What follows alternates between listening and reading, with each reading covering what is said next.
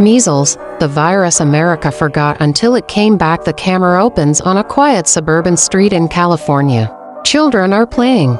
Laughter fills the air. But inside one house, a little boy coughs hard, sharp, unending. His mother thinks it's just a cold, until she sees the red spots. "It's just a rash," she whispers. "It has to be." But it isn't. 2 days later, he's in the hospital. High fever. Red eyes. His skin covered in blotches. The doctor steps out, removes his mask slowly, and says the word no one expected to hear again in modern America. It's measles. The mother freezes. But we don't get measles anymore, do we? In the 1960s, the measles vaccine was a miracle. One shot, and the disease that killed millions was nearly gone.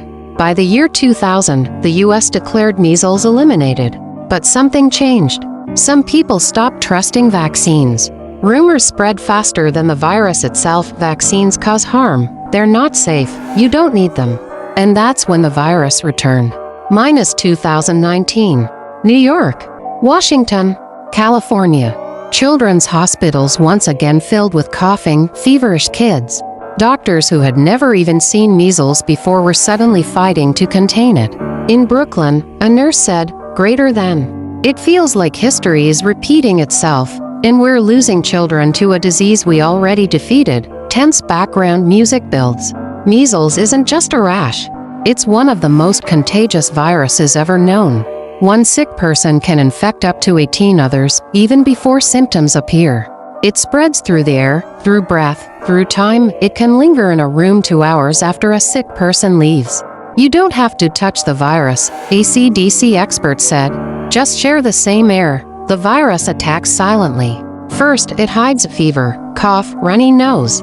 Then it strikes, eyes turn red, mouth fills with tiny white spots, and the body breaks out in a blazing red rash.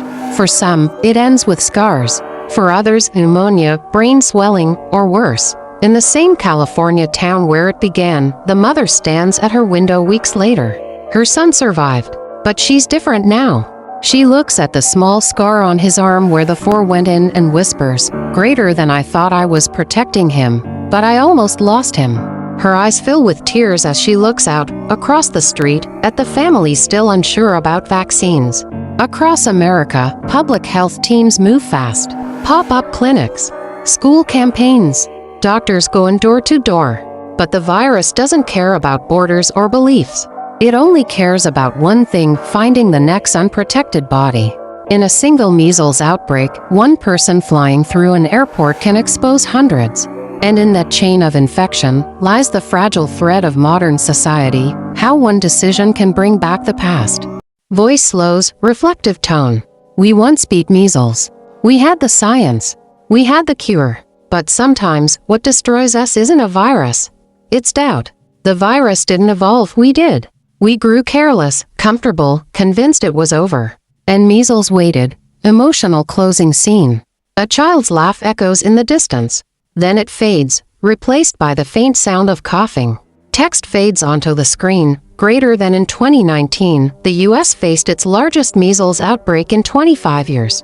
One small shot still saves millions of lives. The mother's voice returns, quiet and steady.